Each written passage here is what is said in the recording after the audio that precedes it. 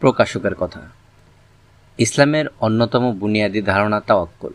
এই ধারণার সাথে মুসলিম মানব পরিগঠিত হয় এবং কর্মপ্রক্রিয়ায় তার সরাসরি প্রভাব ফেলে। তাওয়াক্কুল বলতে আমরা আল্লাহর উপর আস্থা ও নির্ভরতা বুঝি।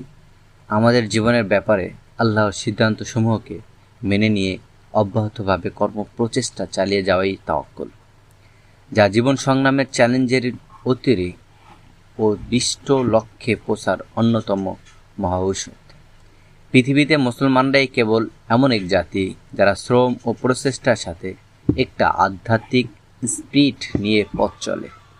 তারা সকল শক্তির চেয়ে শক্তিমান এক আল্লাহর উপর ভরসা করে। একজন মুসলমান কল্যাণকর সব কিছু অর্জনের নিমিত্তে সাধ্যমতো সার্বিক প্রচেষ্টা চালাবে, আর ফলাফলের জন্য আল্লাহ তাআলার উপর ভরসা ও আস্থা রাখবে।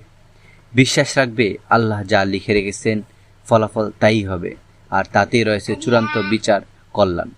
বেহিক দৃষ্টিতে সে কল্যাণ না ও দৃশ্যমান হতে পারে। তাওয়াক্কুল অবলম্বনকারী কখনো হতাশ হয় না, স্বপ্ন ভঙ্গে মুষড়ে পড়ে না, বিপদ মুসিবতে, যুদ্ধ সংকটে ঘাবড়ে যায় না। যে কোনো দুর্বিপাক দুর্যোগে আল্লাহ তাআলার উপর দৃঢ় আস্থা রাখে। ঘোর অন্ধকারে প্রত্যাশা করে উজ্জ্বল শুভে সাদিকের। জুলুম, অত্যাচার, নির্যাতন, নিপীড়নে সে আল্লাহ ব্যতীত কাউকে ভয় করে না। তাওয়াক্কুল এমন এক প্রতিষেধক যা মুমিন জীবনকে হীনমন্যতা থেকে মুক্ত রাখে। একই সঙ্গে তাওয়াক্কুল নিয়ে ভ্রান্ত ধারণা বিরাজমান। হাত পা গুটিয়ে কেবলই আল্লাহ রাব্বুল আলামিনের ফয়সালার অপেক্ষা করাকেও তাওয়াক্কুল বলা হচ্ছে, যা দিন শেষে মুসলমানদের আনপ্রোডাক্টিভিটিকে দিকে নিয়ে যাচ্ছে। এসব ভ্রান্তির অপনোদন সময়ের অপরিহার্য দাবি।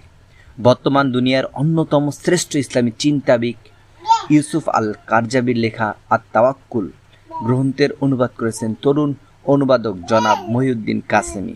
বইটির সাথে সংশ্লিষ্ট সকলের প্রতি কৃতজ্ঞতা প্রকাশ করছি।